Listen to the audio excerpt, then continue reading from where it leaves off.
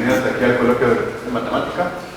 En esta ocasión tenemos al compañero Cristian, nos va a platicar sobre física y matemáticas detrás de la vida y la muerte de las estrellas y otros fenómenos relacionados. Entonces, les agradecemos la participación, les agradecemos su asistencia. Adelante. Gracias.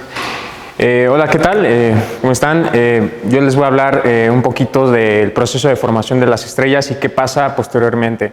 ¿Qué puede pasar? Pues puede haber fenómenos como un agujero negro o estrellas de neutrones que más adelante voy a tocar. Esta plática va a ser a la vez un poco de cálculos y también a la vez un poco ilustrativa para que se entiendan un poco los conceptos de los que voy a estar hablando. Primero, antes que nada, en el universo predomina mucho lo que es el elemento químico, el hidrógeno. Por ejemplo, aquí, no sé, en el planeta Tierra tenemos las nubes en estado gaseoso, pero en el universo hay nubes de polvo cósmico que están compuestos principalmente de hidrógeno y también algunos elementos químicos más pesados como el helio, el carbono, elementos más pesados que el hidrógeno, y de hecho estos elementos se les conocen como metales. Todo elemento más pesado que el hidrógeno en astronomía se le conocen como metales.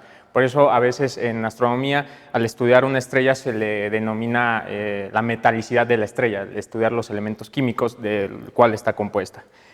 Pero ¿cómo es que se forma una estrella o cuál es el fenómeno con el cual se empieza a hacer esta especie como de esfera, esta bola de gas incandescente, gas ionizado? ¿Cómo? Pues a principios, o sea, cuando se empezó a generar el universo, de hecho esto entra mucho en lo que fue la era de Planck, en tiempos de órdenes hasta de 10 a la menos 48 segundos más o menos, el universo estaba compuesto de 4 fuerzas en una sola, y conforme fue transcurriendo el tiempo, estas fuerzas se fueron desprendiendo.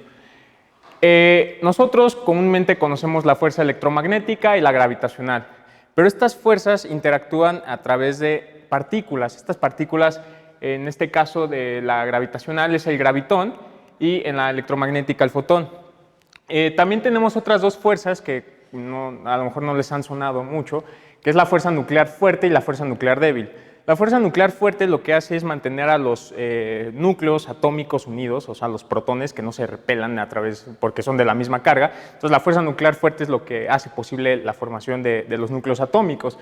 Y las partículas que interactúan con esta fuerza se les llaman gluones. Y la fuerza nuclear débil es la culpable del decaimiento atómico, o sea, las transformaciones, fusiones nucleares, todo lo que pasa en el núcleo de las estrellas, o fusiones en general, se debe gracias a esta fuerza. Pero bueno, aquí nada, es un dato curioso: el gravitón no se ha descubierto actualmente. ¿Cómo se descubren estas partículas? Se descubren en el colisionador de partículas, o en Suiza, o en general en cualquier colisionador. Imagínense que ponen un huevo lleno de confeti y otro huevo de confeti, van a grandes velocidades en sentidos opuestos, colisionan, y todos los confetis que salen volando son partículas elementales. Entonces, así es como se descubren las partículas. Nada más un breve paréntesis. Pero bueno, gracias a la fuerza gravitacional y a esta partícula hipotética que es el gravitón, se da, bueno, aquí lo pongo un poquito de manera más ilustrativa, se da esta acreción de masa. Lo que pasa con las estrellas es que estas grandes nubes de polvo, como les venía diciendo, mayormente están compuestas de hidrógeno, empiezan a acoplarse, y en su núcleo empieza a haber grandes temperaturas porque se empiezan a colisionar muchas partículas, ¿no? Entonces hay aumentos de temperatura, y en los alrededores también se empiezan a colisionar y puede dar la formación de planetas, por ejemplo. Esto se debe gracias a la conservación del momento angular. Como es una fuerza central, al querer yo tener una torca, pues me va a dar 0. Aquí les pongo aquí los cálculos. Entonces, al tener una fuerza central, pues no va a haber torca. Entonces va a haber conservación del momento, y es por eso que nosotros estudiamos los planetas de nuestro sistema solar básicamente como si estuvieran en un plano. Entonces, con esto, pues ya tenemos aquí nuestro disco, y alrededor pues se pueden formar algunos planetas, como les venía diciendo, pero en el núcleo, como va a estar muy caliente, para que se genere una estrella necesita haber fusión. Esta fusión se le llama fusión termonuclear. Si la nube de gas no es muy masiva, no va a haber fusión. Este tipo de fenómenos se les denomina como estrellas fallidas o enanas marrones. Un ejemplo de ellos es el planeta Júpiter. Nuestro sistema solar iba a ser un sistema binario, pero como Júpiter no recolectó la suficiente cantidad de masa, no pudo hacer este tipo de fusiones en su núcleo. ¿Y qué pasa cuando hay una fusión en el núcleo de la estrella? ¿La gravedad va a seguir comprimiendo el material? Pues sí, lo va a seguir comprimiendo, pero a la vez como va a haber fusión, va a haber energía que va a salir eyectada, va a haber una presión generada por la radiación y esto va a generar un equilibrio. De hecho, es el equilibrio hidrostático. Aquí les pongo la ecuación, donde G es la atracción gravitacional a una determinada distancia. Entonces, la estrella va a tener un equilibrio hidrostático, pero durante miles de años o millones de años, dependiendo del tipo de estrella. Ahorita les voy a hablar los distintos tipos de estrella. Pero eso es lo que pasa. Las estrellas tienen esta forma esférica porque la gravedad siempre las va a querer comprimir, pero va a haber una presión de radiación hacia el exterior, el cual va a generar un equilibrio hidrostático. Pero como les decía, en el núcleo de las estrellas hay fusiones muy violentas, hay choques entre átomos muy fuertes que se llegan a combinar, por ejemplo, llegan a formar el helio, como en el caso de nuestro Sol, y parte de esa masa sobrante va a salir en forma de energía. Acuérdense que el equivalente de la masa es la energía. Entonces, no todas las estrellas van a generar todos los elementos de la tabla periódica.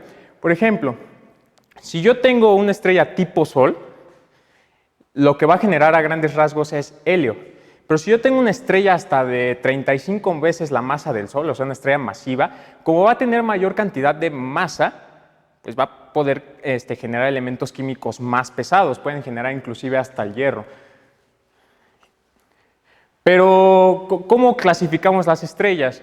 Si ya les estoy hablando de que algunas estrellas producen elementos químicos más pesados, hay otras estrellas que son de diferentes colores, ¿no? De azules, rojas, hay estrellas de distintas temperaturas.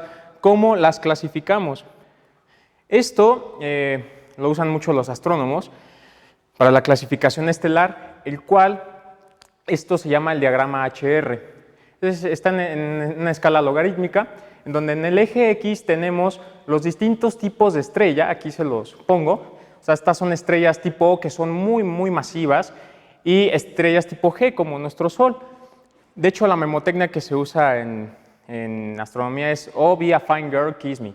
Esa es la memotecnia para aprenderse los tipos de estrella, ¿no? Entonces, aquí tenemos el tipo de estrella, la temperatura más o menos promedio y la luminosidad. Esta parte, esta pequeña franja en este diagrama es súper importante. Esta parte se le llama la secuencia principal. ¿Qué quiere decir la secuencia principal? Cuando la estrella ya está produciendo estas fusiones termonucleares y todo esto, va a empezar a quemar lo que es el hidrógeno, ¿no? Como les venía diciendo desde el principio, las estrellas se forman principalmente de hidrógeno y empiezan a quemarlo para tener esta presión de radiación y generar el equilibrio hidrostático. Básicamente todas las estrellas, desde una estrella tipo Sol hasta una estrella supermasiva, va a tener este tipo de procesos. Aquí les pongo un poco más ilustrativo lo que es la secuencia principal. Por ejemplo, aquí tenemos las enanas marrones que no entrarían como, bueno, las estrellas fallidas no entrarían como en estos procesos de fusión termonuclear. Tenemos estrellas de masa pequeña, menor a 2 veces la masa del Sol. De hecho, los astrónomos comparan esto de las estrellas siempre con lo del Sol, porque bueno, nuestro Sol lo conocemos muy bien y obtenemos datos de otras estrellas en parámetros del Sol.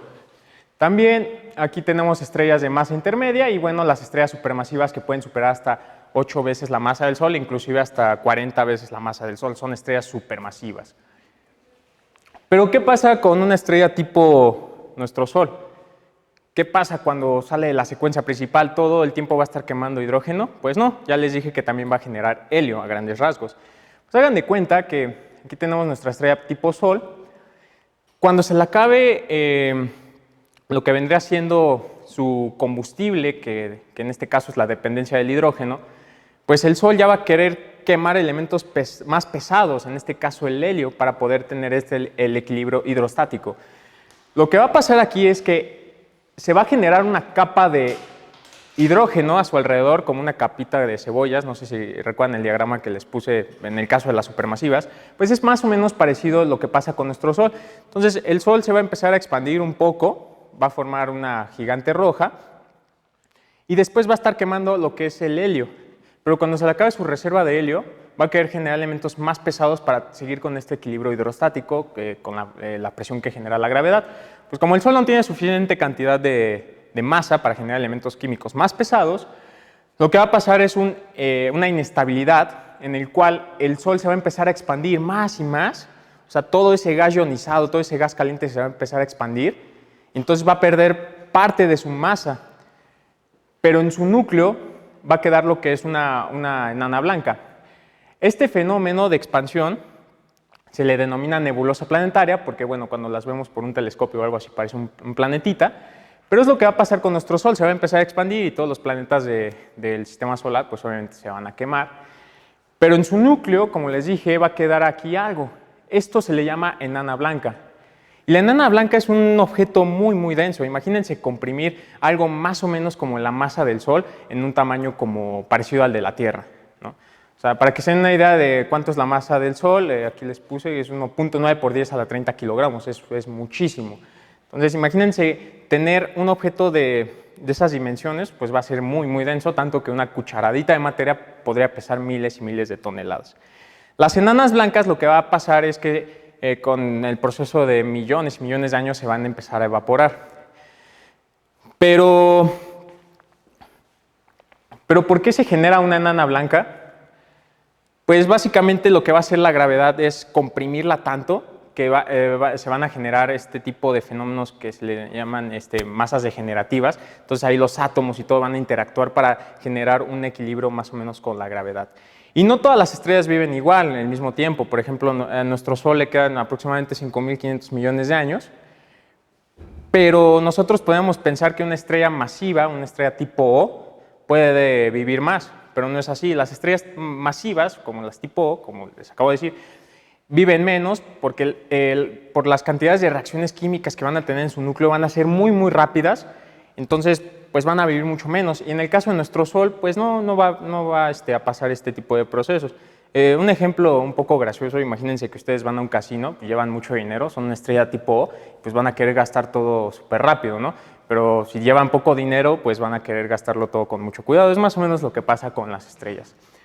Y regresando a nuestro diagrama HR, ya vimos más o menos lo que pasa con una estrella tipo Sol, pero ahora, ¿qué pasa con las estrellas supermasivas? Pues básicamente pasa lo mismo. Salen de la secuencia principal, se empiezan a formar este tipo de capas como de cebolla, en donde se empiezan a generar elementos químicos más pesados y cuando se le acaba el combustible de este elemento químico, se empiezan a generar elementos químicos más y más y forman estas distintos tipos de capas.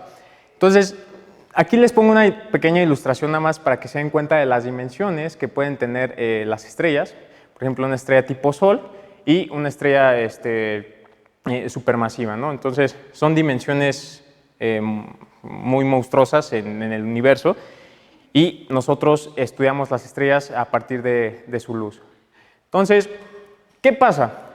Pues las estrellas supermasivas, como una estrella tipo O, va a formar hasta el hierro. Pero para generar o hacer una fusión con el hierro se van a necesitar cantidades de energía tremendas, ¿no? Y bueno, y las estrellas no lo van a poder hacer, entonces se va a generar otra vez una inestabilidad, pero aquí lo que va a hacer la gravedad es, o sea, va a ser tan fuerte que va a implosionar y después va a explotar la estrella. Este tipo de explosiones se les conoce como supernovas y son los procesos, bueno, de los procesos más energéticos en el universo. Y todos los elementos químicos que generaron en el proceso de vida, todo como el hierro, el silicio, el oxígeno, el neón, el carbón, todos esos van a salir eyectados al espacio exterior.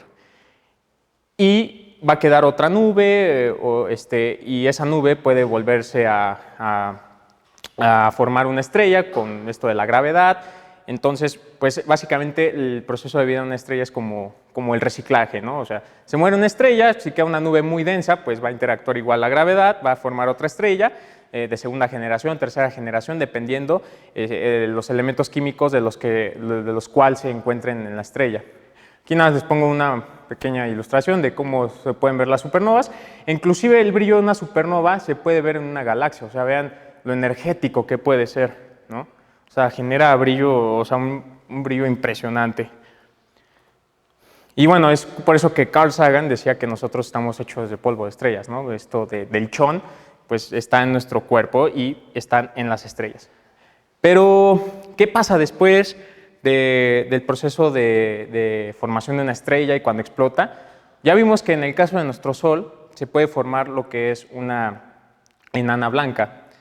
Pero si tenemos una estrella de 35 masas solares o 9 masas solares, ¿qué va a pasar? Aquí les pongo de manera esquemática el ciclo de una estrella. Aquí vuelvo a repetir, una estrella promedio como nuestro Sol, se hace una gigante roja, se empieza a expandir más, todo este gas ionizado queda y aquí queda la enana blanca. Pero en una estrella masiva va a pasar lo mismo, ¿no? Se empiezan a hacer estas capitas de elementos químicos más pesados y genera este equilibrio hidrostático y después pasa esto de la supernova. Entonces puede haber de dos, o se genera una estrella de neutrones o un agujero negro. Ahorita les explico bien qué onda con estos dos fenómenos. Pero el agujero negro es un objeto tan denso, o sea, si yo les estaba hablando de una enana blanca en el cual la gravedad la estaba comprimiendo, o sea, tan fuerte, pues un agujero negro es básicamente un objeto con una densidad tremenda. O sea, aquí les pongo un ejemplo de cómo puede curvar el espacio, un agujero negro, y cómo puede curvar el espacio-tiempo una estrella. Pero ¿qué pasa si se llega a formar una estrella de neutrones? Lo que pasa aquí es que, como les decía, la materia está formada por los núcleos, por átomos, etc. Pero si nos vamos más a fondo de lo que está formada la materia, si nos vamos a lo que es un protón o un neutrón, pues estas están formadas de otras partículas, las partículas elementales. Como les venía diciendo desde el principio, cuando se formó el universo, había algunas partículas que denominaban algunas fuerzas, ¿no? Pues también hay otras partículas de las cuales al interactuar entre ellas forman otras partículas, como en el caso de protones o neutrones. Esta interacción se debe a otra partícula elemental que se le llama gluón, en el caso de los protones y neutrones, y se denomina estrella de neutrones porque la gravedad va a ser tan fuerte que va a haber una degeneración ahí de masa, que en este caso los electrones con los protones se van a empezar ahí como que a combinar y van a generar neutrones, entonces va a generar como un equilibrio. Y esto que les estoy poniendo aquí, que es un barión, pues básicamente es una partícula que está arreglada de 3 quarks. Entonces, para formar un neutrón, yo necesito 3 quarks. En este caso necesito 2 downs y 2 ups, ¿no? Para que la carga sea neutra y ahí esté nuestro neutrón. Entonces, es lo que va a pasar con nuestra estrella de neutrones.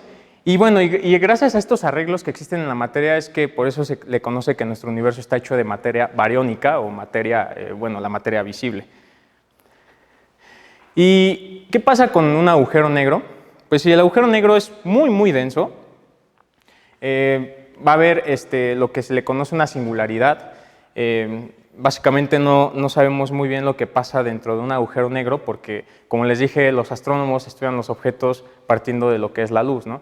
Entonces, en relatividad lo que nosotros vemos, si vemos un fotón, con estas ecuaciones de relatividad, al acercarse al agujero negro vamos a ver que el tiempo, bueno, para nosotros, observadores inerciales, vamos a ver que el tiempo del fotón va a pasar cada vez más lento hasta que aquí va a llegar un punto en que pues, como que el tiempo se detuvo para el fotón, para nosotros observadores inerciales. Entonces, no sabemos bien qué pasa en un agujero negro, porque básicamente no están emitiendo luz, y el tamaño de un agujero negro se debe a lo que se le denomina el radio de Schwarzschild.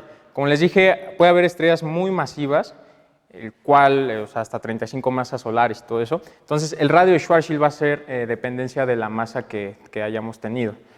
Y otro dato curioso es que si queremos escapar de un agujero negro, tenemos que viajar inclusive a velocidades de la luz o velocidades más altas de la luz, pero las ecuaciones nos dice un factor gamma que esa gamma va a estar indefinida. Entonces, pues matemáticamente no se puede, pero por ahí habrán escuchado que Alcubierre ha hablado sobre esto de viajar más rápido a la velocidad de la luz. A él no se le ocurrió, ya se le había ocurrido a otra persona, pero él le dio énfasis más a este proceso, en el cual dice, ok, si el espacio-tiempo se puede formar con las ecuaciones y todo eso, entonces imagínense que yo voy caminando y de repente quiero llegar a la puerta, ¿no?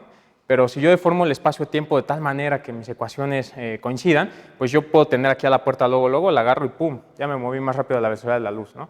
Entonces, Eso se puede matemáticamente, pero las ecuaciones nos dicen que tenemos energías y masas negativas, ¿no?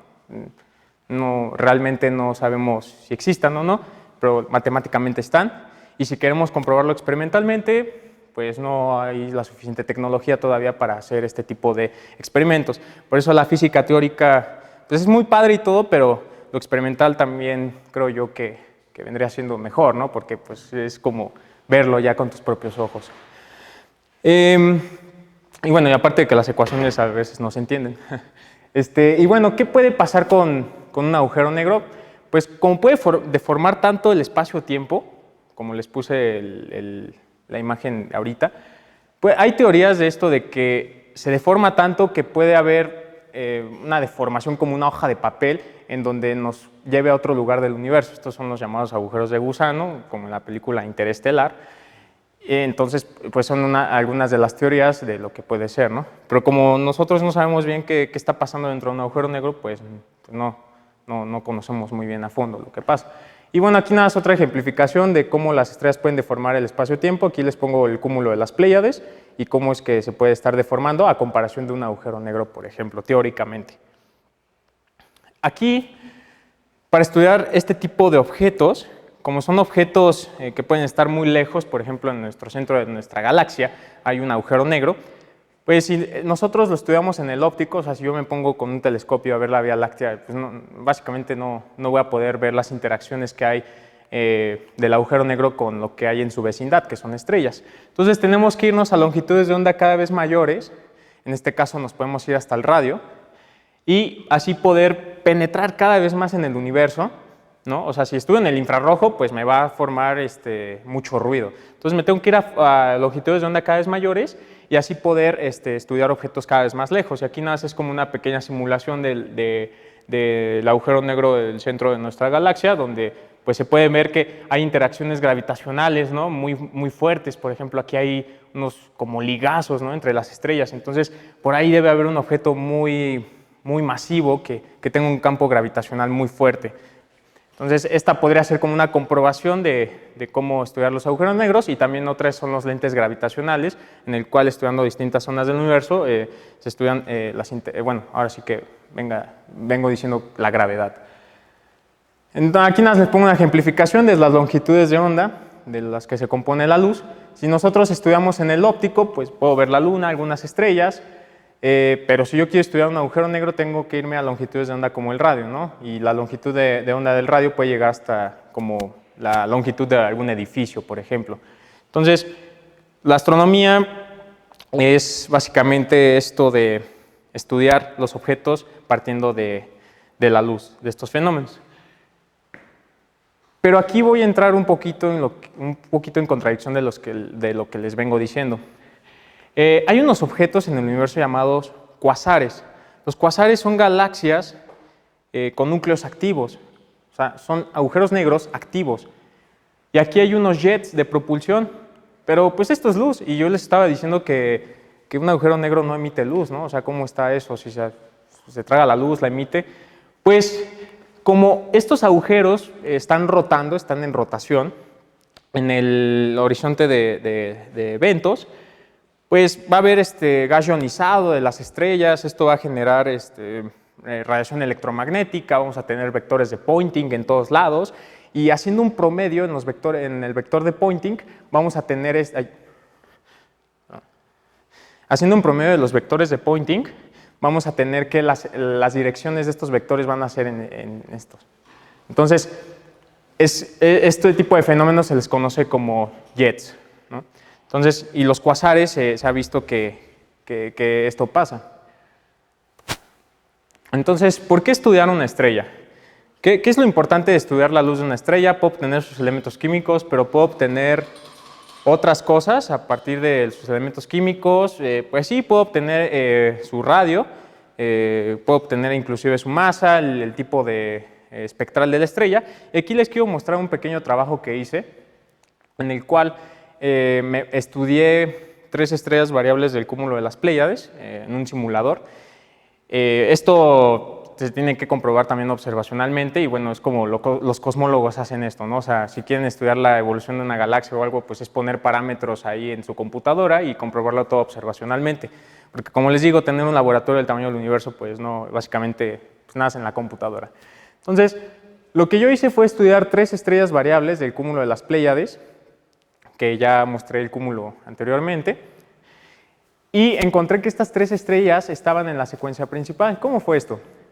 Pues aquí no están muy bien, aquí nada más lo pongo como de manera ilustrativa, pero más o menos por aquí son estas 3 estrellas variables, en el cual estuve estudiando a través de un simulador el flujo de fotones que me llegaban y estuve haciendo ajustes lineales y todo eso, y llegué a la conclusión de que están en la secuencia principal. Usé este software que es básicamente para hacer espectroscopía y otras cosas.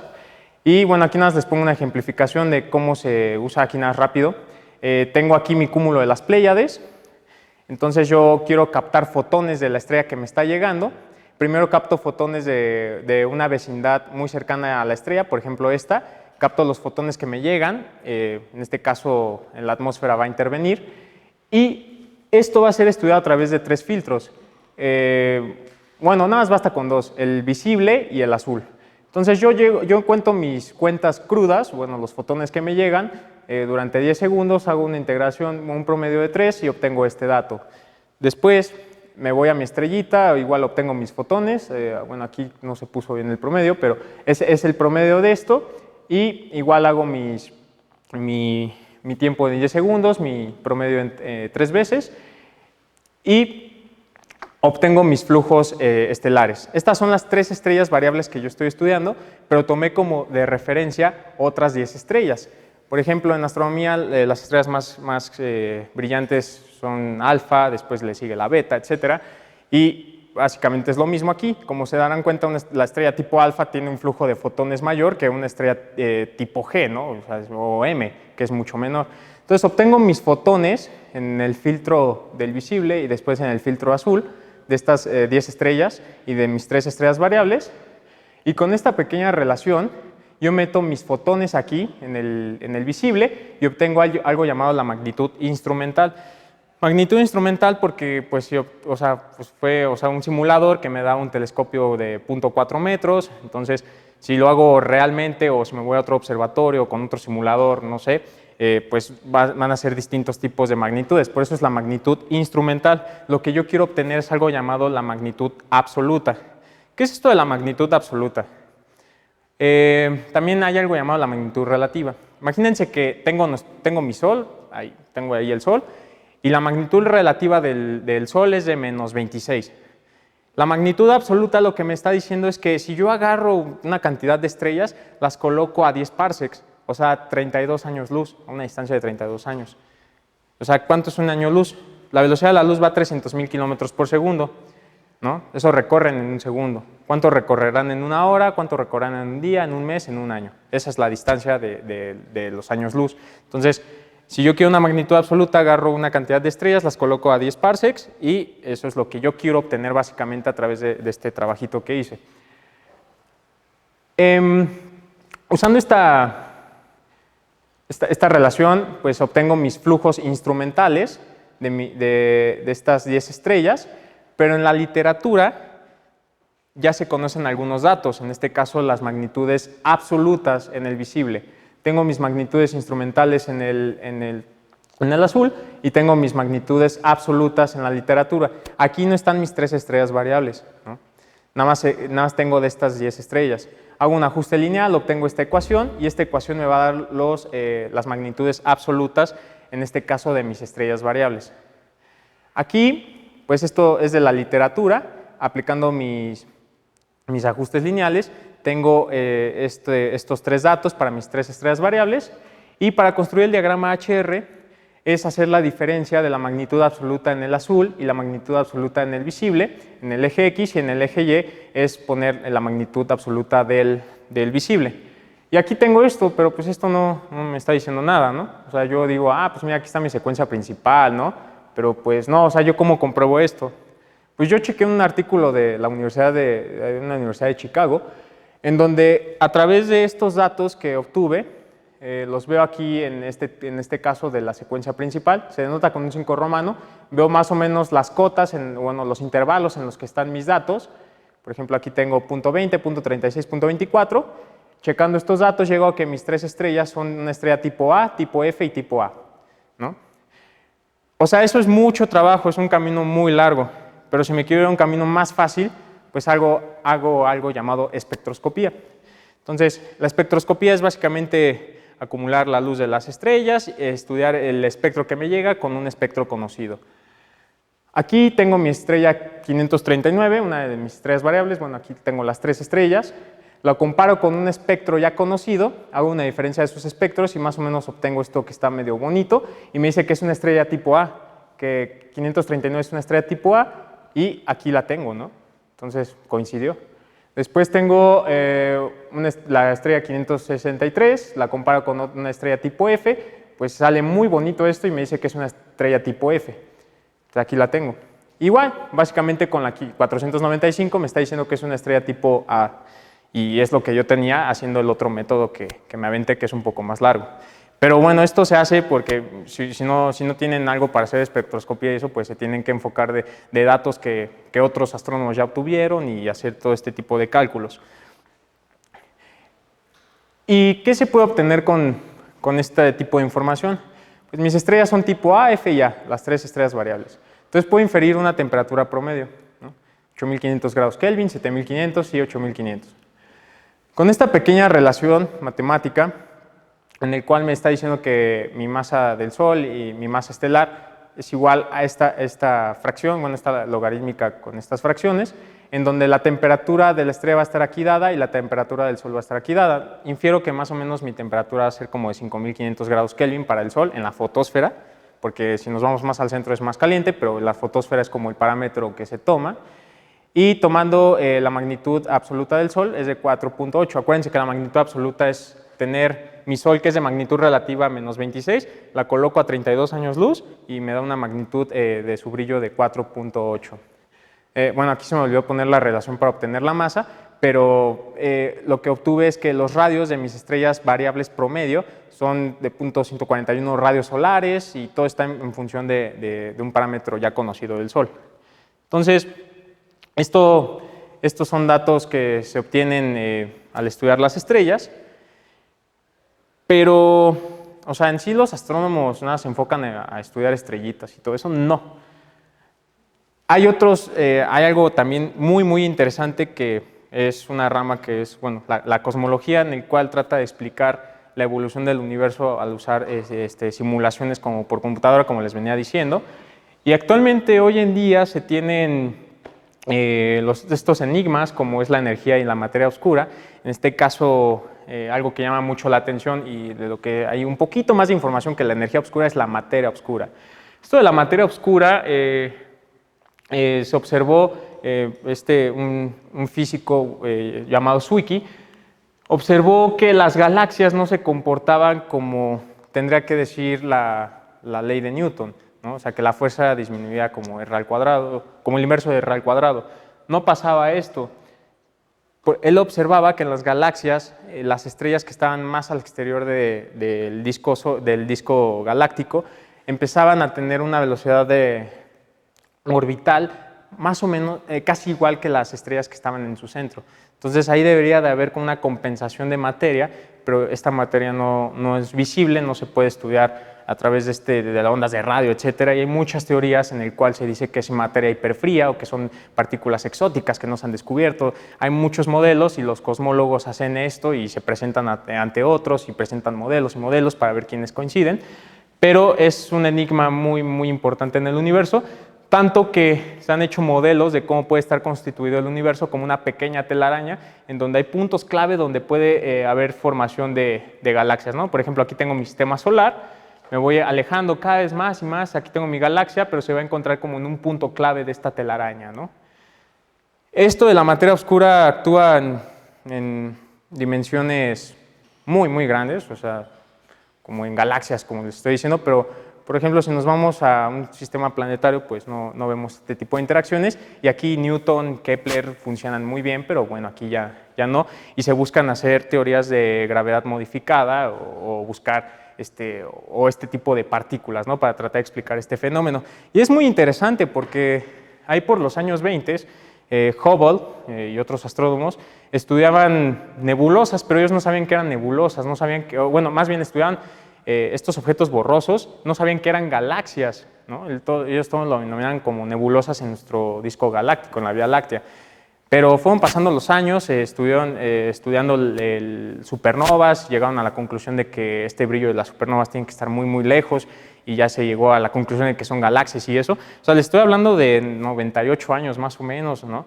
Entonces, y ha habido avances en astronomía muy, muy grandes. Ahora, imagínense que hoy en día esto es como lo super wow, ¿no? Estudiar, ahora saber cómo se origina el universo, las partículas elementales, cómo pasa esto, pues quién sabe qué nos toque en 20 años. Y con esto de las ondas gravitacionales y la colisión de agujeros negros, pues nos puede dar información de lo que es un agujero negro, ya que la luz no nos las puede dar, pues las ondas gravitacionales puede ser una nueva rama de la astrofísica. Y para finalizar, aquí, pues como se darán cuenta, la ciencia es algo muy, muy bonito. Desafortunadamente muchas veces se ocupa en cuestiones bélicas y ya después en el desarrollo humano, pero no siempre hay que ver este tipo de cosas, ¿no? Estudiar el universo para mí es lo más humano que pueda haber, porque como antiguas civilizaciones como los griegos, ¿no? Inclusive los mayas, etcétera, se empezaron a preguntar por ellos mismos, ¿no? Hacer este tipo de teorías de dónde venimos, quiénes somos, y el ser humano por naturaleza es curioso, y ha habido desarrollos tecnológicos muy, muy grandes, tanto que ya hemos mandado robots o rovers a Marte, ¿no? Quién sabe qué nos espera en algún futuro, y pues muchas gracias.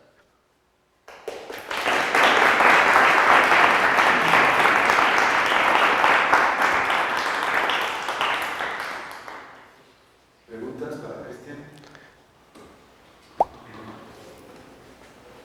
Tú, Ale. Bueno, nos mostraste algunas ecuaciones, por ejemplo, de la magnitud estelar de las estrellas, de que tiene su brillo, pero mi pregunta es, porque ese tipo de ecuaciones fueron obtenidas o son obtenidas a través de otras ecuaciones ya dadas anteriormente, que se conoce toda la matemática que hay detrás, o son obtenidas empíricamente mediante observaciones y... Pues, o sea, sí se obtienen derivaciones, o sea, estas ecuaciones sí se derivan de otras conocidas, por ejemplo, la masa estelar se obtiene a través de luminosidades, etcétera, y eso lo metemos acá, entonces pues se hacen otras derivaciones. Pero también hay tablas de que, o sea, si yo no conozco el tipo espectral de una estrella, pues hay tablas, ¿no? O sea, antes no había computadoras y se checaba y daba el tipo espectral de la estrella, etcétera. O sea, son tablas de los, o sea, tu pregunta es esa, o sea, sí se derivan de otras ecuaciones, etcétera, pero para checar datos que no conocemos, pues hay que irnos a tablas, ¿no? Y aplicarlos a este tipo de ecuaciones, nada más. Y otra pregunta, Sí. hablabas de la magnitud absoluta, que era cuando lo vemos a 10 parsecs. A 10 parsecs. Eso pues nos daría a conocer la distancia de la estrella. Pero cuando se saca ese tipo de magnitud, cuando reduciste los datos, también se obtiene también se está considerando, por ejemplo, la extinción de la luz en el medio interestelar que existe entre, por ejemplo, el Sol y alguna de esas estrellas variables.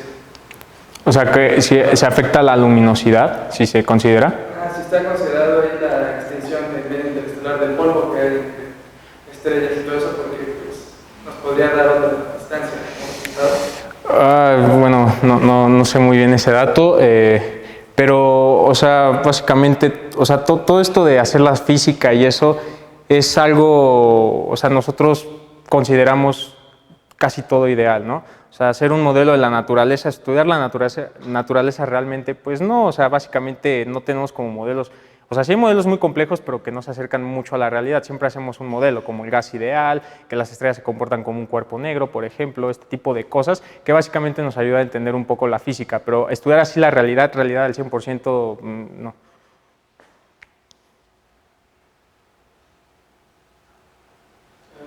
Sí. Nos mostraste un diagrama en el que aparecían que de una nebulosa estelar nace una estrella promedio y una masiva, ¿no? Entonces, vi que en la parte de la estrella promedio se crea una nebulosa planetaria. Ajá. Entonces, mi pregunta es si, bueno, ¿cuál sería la diferencia entre una nebulosa estelar y una planetaria? O sea, de la nebulosa planetaria únicamente se forman exclusivamente, se pueden formar planetas o también estrellas, o de dónde salen esas nebulosas estelares. Pues mira, lo que pasa con o sea, como decía, ¿no? O sea, se forma una nebulosa planetaria, todo este gas ionizado queda ahí. Entonces, si hay una nube de gas muy densa, ¿no? O sea, en una vecindad, pues se puede formar otra estrella, ¿no? También lo que pasa a veces es que hay sistemas binarios de estrellas, ¿no? Muchas estrellas están compuestas en sistemas binarios. Nuestro sistema solar iba a ser un sistema binario, por ejemplo, Júpiter, que no logró hacer reacciones termonucleares. Pero a veces lo que pasa con la otra compañera estelar es que igual se va a empezar a expandir, va a quedar esta nebulosa y va a quedar esta estrella todavía orbitando a su alrededor. Pero como la densidad es tan grande, esta enana blanca va a empezar a absorber energía y puede llegar a algo llamado el límite de Chandrasekhar, que si supera más o menos 1.4 veces la masa del Sol, siendo una enana blanca, puede generar una supernova. Entonces, básicamente vendría siendo eso lo de la diferencia. También tengo una pregunta. Bueno, quiero que me digas si es cierto esto. Ya lo había escuchado antes, es sobre cómo se hace la fusión nuclear en las estrellas. Y había escuchado que que realmente a la temperatura en la que se encuentra, por ejemplo, el núcleo del Sol, no deberían suceder estas reacciones nucleares, sino que se debe más bien a un efecto cuántico, o efecto túnel cuántico, en el que estas partículas atraviesan esa barrera coulombiana y pueden tener esa fusión nuclear. ¿Eso es realmente cierto? Uy, Bueno, había escuchado que la sí. temperatura del Sol, el núcleo, no es suficiente para que estas partículas atraviesen esa barrera coulombiana para que pueda formarse esa colisión. Entonces, el efecto túnel cuántico, gracias a ese efecto, a esa probabilidad, esas partículas atraviesan esa potencial por pura probabilidad. Entonces, se explicaba de la manera en la que el Sol tiene suficiente cantidad de hidrógeno de masa como para que estas probabilidades ocurran todo el tiempo y pues así pues puedan tener vida el Sol, bueno, vida entre comillas, ¿no? Entonces, yo tenía esa duda y respecto a eso, quería saber si también, relacionado con lo que dijiste, que las estrellas masivas precisamente tienen una vida más corta, ¿no?, que unas estrellas promedio. Entonces, yo imaginaba que gracias, como son más masivas, tienen esta mayor, pues están órdenes de magnitud más arriba, en la que ocurren esta frecuencia de probabilidades de efecto túnel cuántico. Entonces, yo me imaginé, yo quiero pensar que gracias a que son mucho más masivas, ocurren más estas probabilidades de efecto túnel cuántico, entonces por eso que se acaban más rápido. ¿O tú qué explicación darías de que una estrella más masiva tiene una vida más corta?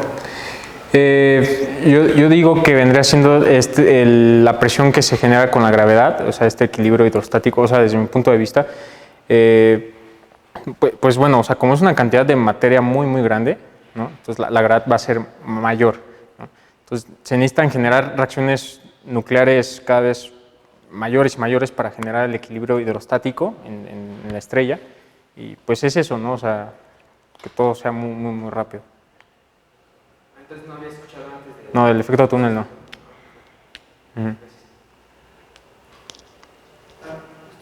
¿Cómo determinan cuánto tiempo de vida le queda a una estrella? ¿Cómo pueden saber cuánto le queda de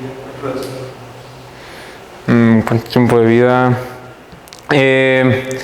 Estudiando, o sea, por ejemplo, otras estrellas, por ejemplo, nuestra estrella, el Sol, es una estrella de segunda generación, ¿sí? O sea, estudiando los elementos químicos de otras estrellas, por ejemplo, al principio del universo hubo estrellas muy masivas, entonces, pues es como hacer como este tipo de un promedio, ¿no? Por ejemplo, o sea, nosotros siempre vemos hacia el pasado, ¿no?, la luz que nos llega, estudiamos las estrellas masivas, vemos que las estrellas generan elementos químicos más pesados, son procesos más rápidos, surge la supernova, se generan otras estrellas, y básicamente es como hacer este tipo de promedios, ¿no?, como ver los elementos químicos que tiene alguna estrella, si tienen a grandes rasgos el helio, pues se hace una estimación, entonces es algo así.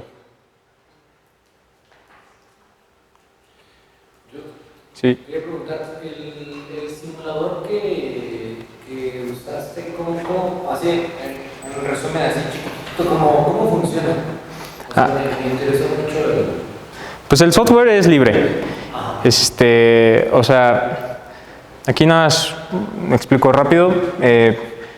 Haz de cuenta que es como un telescopio, ¿no? De 16 pulgadas, 0.4 metros, te pueden dar hasta un telescopio como de 1 metro, ¿no? O sea, tienes más posibilidades de tener un mayor aumento.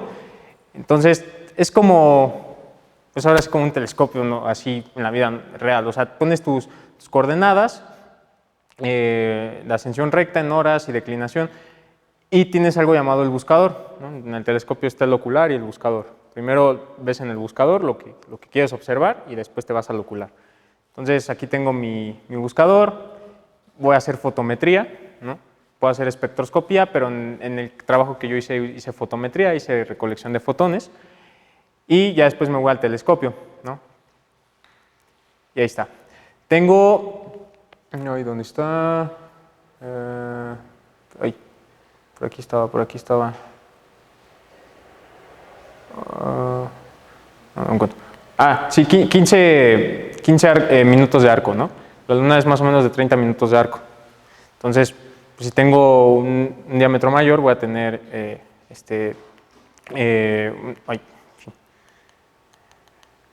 voy a poder estudiar a fondo, por ejemplo, mejor esta estrella o algo así.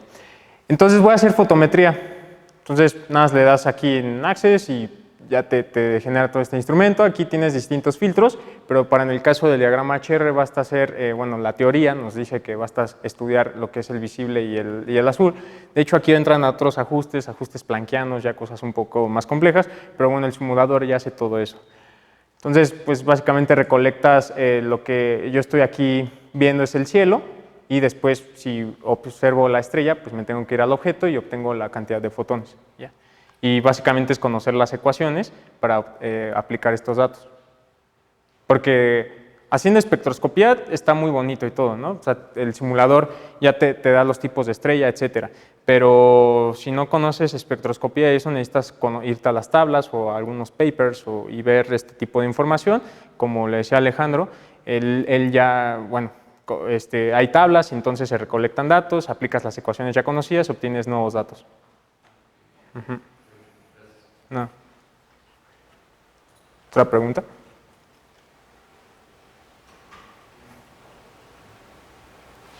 Bueno, voy a... Si no hay preguntas, yo nada más para llevar el terreno un poco a lo de las matemáticas, que se llama coloquio de orientación.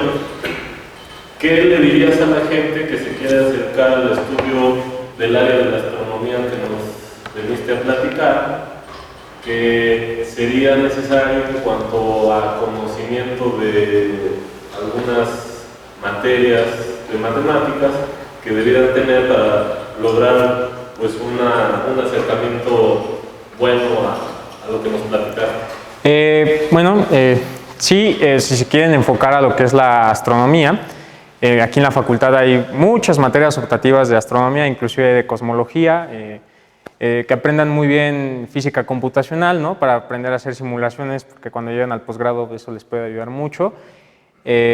También, pues, estudiarle muy bien a la cuántica, si quieren saber este tipo de procesos nucleares, de fusión.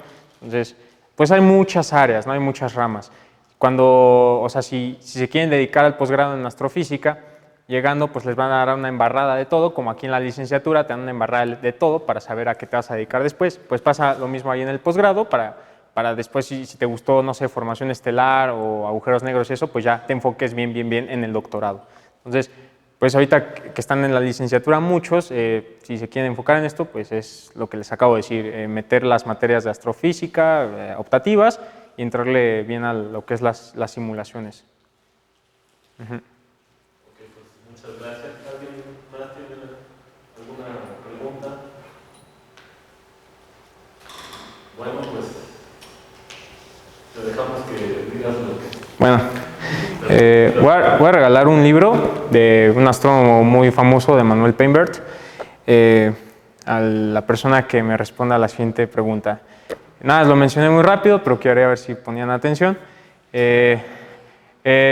¿Cómo se le conoce a la materia ordinaria en el universo? ¿Qué nombre tiene? Ay, más traigo uno. Ay, Dios. A ver, allá. ¿Varián? No. Allá. Bariónica. No, Varián. ¿Quién sabe Varián? No sé. Bueno, aquí. Inés. Ah.